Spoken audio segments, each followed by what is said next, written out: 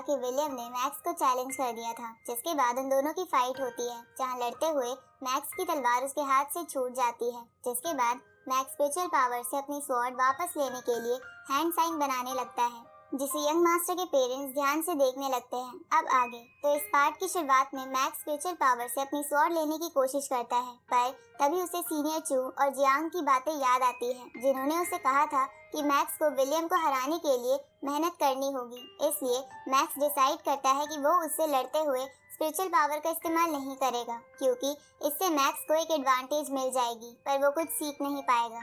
अब मैक्स अपनी स्वॉर्ड के पास कूद जाता है और स्वॉर्ड उठाकर खुद को शांत करता है, जिसके बाद विलियम मैक्स पर लगातार स्वॉर्ड अटैक करने लगता है, पर मैक्स ध्यान लगाकर उन सभी स्वॉर्ड अटैक से बच जाता है। जिसके बाद मैक्स अपनी परफेक्ट बॉडी मूवमेंट टेक्निक और अपनी लाइटनिंग पावर का इस्तेमाल करके विलियम के चारों ओर घूमने लगता है, जिसकी वजह से विलियम फ्रस्ट्रेट हो जाता है। तभी मैक्स एक जगह रुक जाता है, तो विलियम मैक्स पर अटैक करने के लिए आगे बढ़ता है, लेकिन उससे पहले ही मैक्स अपनी स्पीड का इस्तेमाल करके विलियम की तलवार तोड़ के उसे हरा देता है। ये देखकर लिन और वहाँ खड़े बाकी स्टूडेंट्स मैक्स को चीयर करने लगते हैं, पर केन गुस्सा होकर वहाँ से चला जाता है। इस तरफ यंग मास्टर का फादर भी गुस्से में आग बबूला हो रहा था, क्योंकि उसे पता नहीं चला था कि मैक्स स्पिरिचुअल मास्टर है या नहीं। इसलिए यंग मास्टर का फादर मैक्स की फाइट बार बार देखने लगता है, जहां उसे मैक्स का वो हैंड साइन बहुत ही अजीब लगता है, जिसकी वजह से उस फादर को मैक्स पर पूरा शक हो गया था कि वो एक स्पिरिचुअल मास्टर है।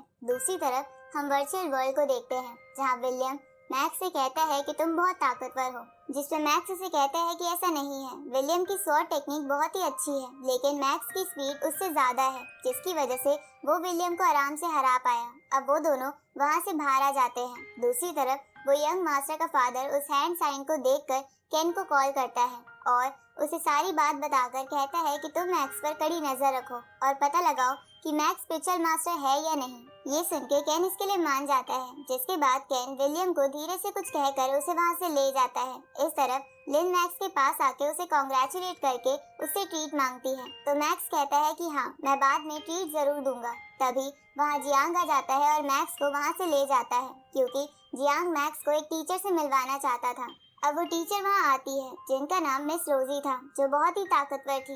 अब मिस रोजी मैक्स को अपना इंट्रोडक्शन देके उसे कहती है कि आज से मैं ही तुम्हें ट्रेन करूंगी। इसके बाद मिस रोजी मैक्स से पूछती है कि मैंने सुना है कि आज तुमने विलियम को हराया है, तो मैक्स इसके लिए हाँ करता है। तो ये सुन के मिस रोजी मैक्स को बताती है कि विलियम तलवारबाजी में सेकंड लेवल पर है, इसलिए मैं देखना चाहती हूँ कि तुमने उसे कैसे हराया, तो तुम अपनी तलवार का इस्तेमाल करके मुझसे फाइट करो। जिसपे मैक्स मान जाता है। जिसके बाद मैक्स टीचर पर लगातार अटैक करने लगता है, लेकिन टीचर बड़े ही आराम से मैक्स के सारे अटैक से बच रही थी। ये देखकर मैक्स चौंक जाता है, लेकिन फिर भी वो टीचर पर अटैक करने की कोशिश करता है, पर वो कुछ नहीं कर पाता। जिसके बाद मिस रोजी मैक्स को नीचे गिराकर उसकी गर्दन पर तलवार रख देती है और मैक्स से कहती है कि तुम्हारी तलवारबाजी तो बहुत ही बेकार है, तो तुमने विलियम को कैसे हराया। ये सुन के मैक्स टीचर से कहता है कि मैंने विलियम को अपनी स्पीड और स्ट्रेंथ की मदद से हराया है।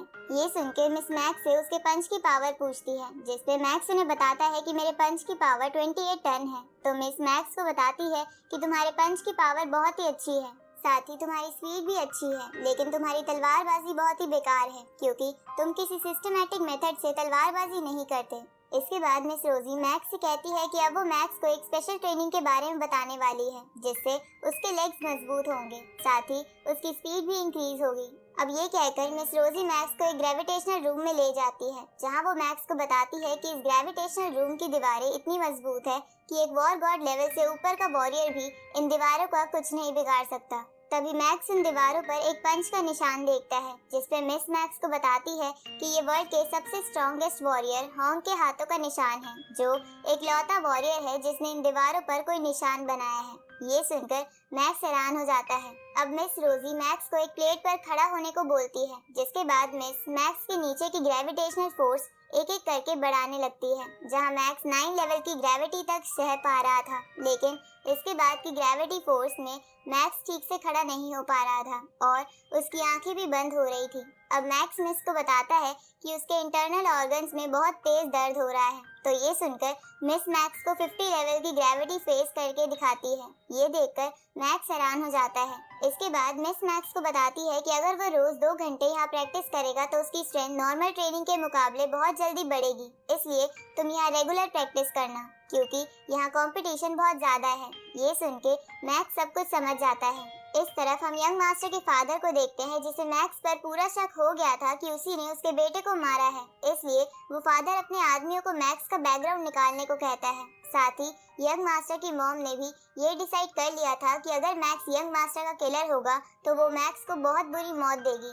इधर मैक्स को एक डरावना सपना आता है, जिसमें वो देखता है कि उसके आसपास के सभी लोग उससे दूर हो गए हैं और उसे एक ड्रैगन मॉन्स्टर ने निगल लिया है। अब मैक्स इस सपने की वजह से घबरा जाता है। दूसरी तरफ हम ईवा की सिटी को देखते हैं, जहाँ मिलिट्री बेस में हाई अलर्ट चल रहा था, क्योंकि उस सिटी के आसपास के वाइल्ड एरिया से बहुत सारे मॉन्स्टर सिटी की तरफ आ रहे थे, जिसकी वजह से सिटी में हड़कंप मच गया था। इधर मैक्स अपने सपने के बारे में सोच रहा था।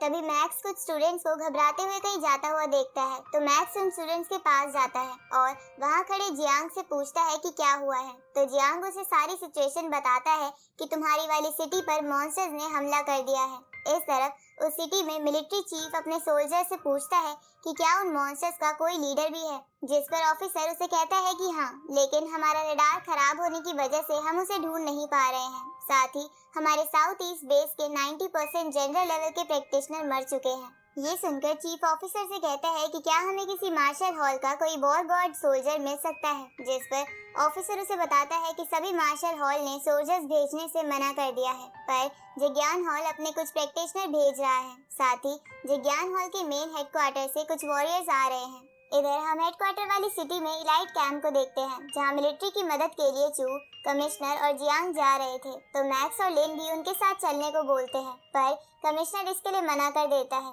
क्योंकि उन मॉन्स्टर्स का लीडर किंग लेवल का था, जिससे उन दोनों को जान का खतरा था। अब कमिश्नर और बाकी दोनों प्लेन में बैठ के उस सिटी की ओर जाने लगते हैं, जहां वो देखते हैं कि मिलिट्री उन मॉन्स्टर्स से लड़ रही है। साथ ही सिटी की शील्ड ने भी मॉन्स्टर्स को रोक रखा है, लेकिन मॉन्स्टर्स बहुत ज्यादा नंबर में थे।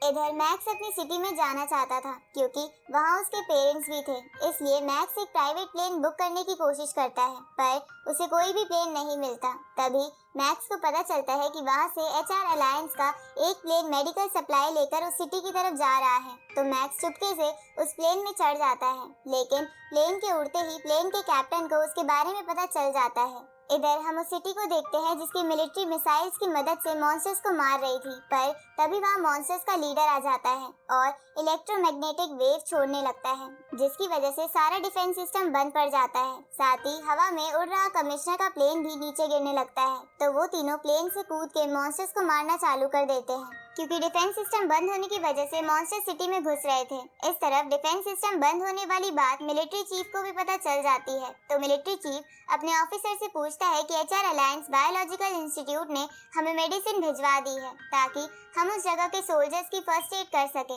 ये सुनकर ऑफिसर मना करता है कि मेडिकल सप्लाईज अभी तक हमारे पास नहीं पहुंची है। तो ये जानकर चीफ यंग मास्टर की मॉम को कॉल करता है, जिस पर वो मॉम चीफ से कहती है कि वो जल्द से जल्द मेडिकल सप्लाईज भिजवा देंगी। लेकिन चीफ का कॉल कट होते ही वो मदर अपने मैनेजर से बात करके उस सिटी की तरफ आ रहे अपने सारे मेडिकल प्लेन वापस भिजवा देती है, क्योंकि वो सोल्जर्स पर पैसा खर्चना वेस्ट समझती थी। इस तरफ हम मैक्स का प्लेन देखते हैं, जहां पायलट मैक्स से कहता है कि मैं तुम्हारे हॉल में तुम्हारी कंप्लेंट करूंगा, क्योंकि तुम बिना परमिशन के प्लेन में आए हो। तभी पायलट को मैनेजर का मैसेज आता है, तो वो पायलट वापस मुड़ने लगता है, लेकिन मैक्स उसे सिटी की ओर जाने की रिक्वेस्ट करता है। दूसरी तरफ हम देखते हैं कि सोल्जर्स आम पब्लिक को सेफ जगह पर भेज रहे थे। साथ ही ईवा को भी उसकी पर्सनल सिक्योरिटी ने प्रोटेक्ट कर रखा था, लेकिन फिर भी ईवा को सिटी की चिंता हो रही थी।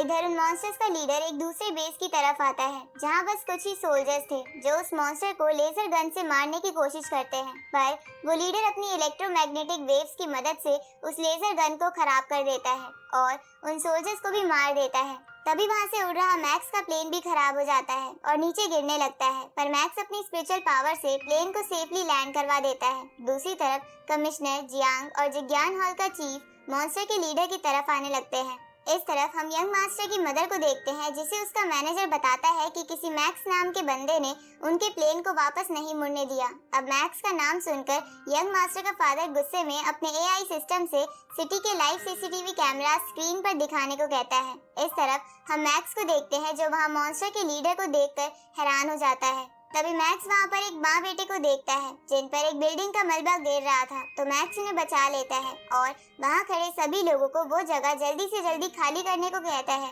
इधर हम ईवा को देखते हैं, जो मैक्स को लाइव सीसीटीवी की मदद से देख रही थी। साथ ही वो मैक्स के मॉन्स्टर के करीब होने की वजह से घबराने लगती है।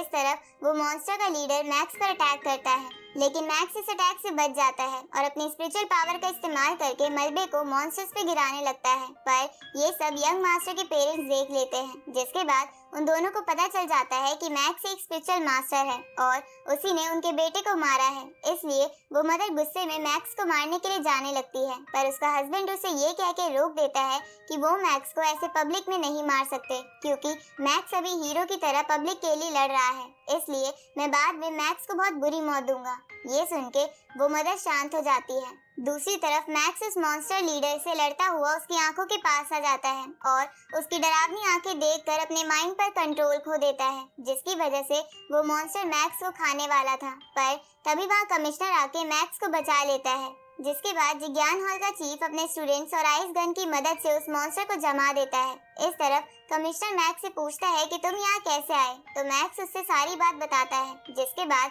कमिश्नर मैक्स को बताता है कि ये एक 9 हेडेड ड्रैगन है, जो बहुत ही पावरफुल है। इसलिए कमिश्नर सीनियर चू और जियांग को वहाँ खड़ी पब्लिक को सेफली वहाँ से बाहर निकालने को बोल देता है। इसके बाद कमिश्नर चीफ और मैक्स उस मॉन्स्टर को सिटी के बाहर ले जाने का सोचते हैं, क्योंकि वो मॉन्स्टर कभी भी नॉर्मल हो सकता था, जिसके बाद वो पूरी सिटी को तबाह कर देगा। अब मैक्स चीफ से कहता है कि मैं इस मॉन्स्टर को सिटी के बाहर ले जाता हूँ, क्योंकि मेरे पास स्पिरिचुअल पावर है, इसलिए मुझे इसमें आसानी होगी। पर चीफ उसे मना करता है, क्योंकि मॉन्स्टर के पास भी स्पिरिचुअल पावर थी। पर मैक्स चीफ की बात नहीं मानता और वहाँ से जाने लगता है। पर तभी वो ड्रैगन नॉर्मल हो जाता है और चीफ पर अटैक करता है, पर मैक्स चीफ को बचा लेता है, जिसके बाद मैक्स उस मॉन्स्टर को सिटी से बाहर ले जाने के लिए चला जाता है। और इसी के साथ ये पार्ट यही खत्म होता है।